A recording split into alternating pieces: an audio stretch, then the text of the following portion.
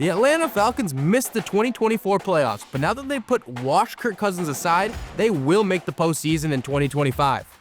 Playoffs? Don't talk about it. Playoffs? You kidding me? Playoffs? You asked for it and we delivered. It's Fan Friday, and you, the fans, chose today's topic and point of view. Don't forget to leave a comment down below. Let us know which non-playoff team you think will make next year's playoffs. And Vito or however you pronounce it, we will do a non-NFL topic next week, so let us know what your thoughts are in the comments below. All right, back to it. I think picking the Bengals is a little boring because who doesn't have faith in Joe Burrow, even if their defense still stinks? So I'm going to go with the Atlanta Falcons. They finished last season 8-9, but were able to work out some kinks that should translate to 2025. Definitely the biggest factor that could boost the team is the switch from Kirk Cousins to Michael Penix Jr. And I don't want to spend a ton of time trashing Cousins because he did some good things like lead the Falcons to a 6-3 record heading into Week 10.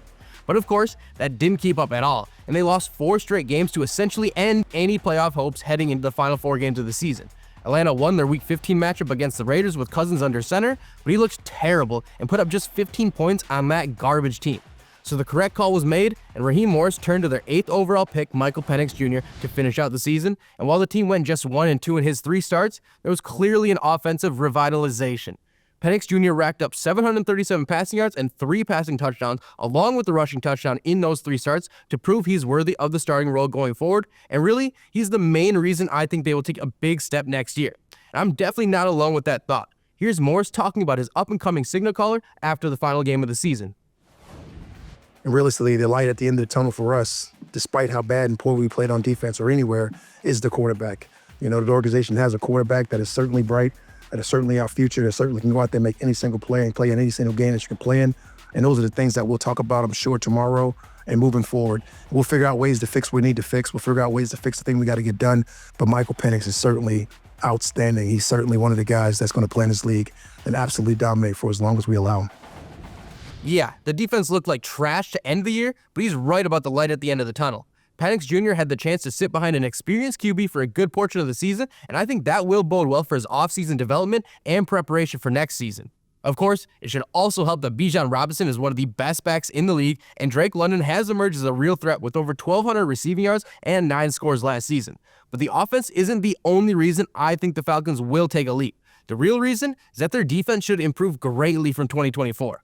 Now, I need you to hear me out on that, but before we get more into it, here are the results of this week's poll question. Thanks to everyone who voted. Look out for another question on Monday. Okay, back to the defense. Jimmy Lake just wasn't a great DC for the Falcons last season, as his unit ranked 23rd in points allowed, 31st in sacks, and 6th in penalties. He was rightfully fired after the season in favor of Jeff Ulbrich, who was a defensive coach for the team for 6 years and served as the team's DC starting Week 6 of the 2020 season under Raheem Morris, when Morris was promoted from DC to interim head coach. And though the defense still struggled a bit that year, there was a noticeable shift after the coaching changes. In the 5 weeks before the change, the Falcons allowed 32.2 points per game. In the final 11 games, they allowed 23 points per game. Not too bad. After that year, Ulbrich went to New York and served as the Jets DC for the next 3 seasons and as the interim head coach for the final 12 games of 2024. There, he solidified his status as one of the better defensive coaches in the league, as the Jets defense went from dead last in points and yards allowed in 2021 to 3 straight seasons in the top 4 in yards allowed and 2 seasons in the top 12 in points allowed. Now, I realize for some of you Falcons fans, anything I say stat-wise about Ulbrich won't change your mind about the defense as a whole going forward. You're likely still concerned about the pass rush and the organization's tough cap situation, and a retread at DC isn't covering that up. But I'm here to tell you to give the guy a chance, because I think you'll be pleasantly surprised in due time, specifically because he will be a better match with Morris than Lake ever was. Here's what Ulbrich said at his introductory press conference about how much input he will have in building the defense.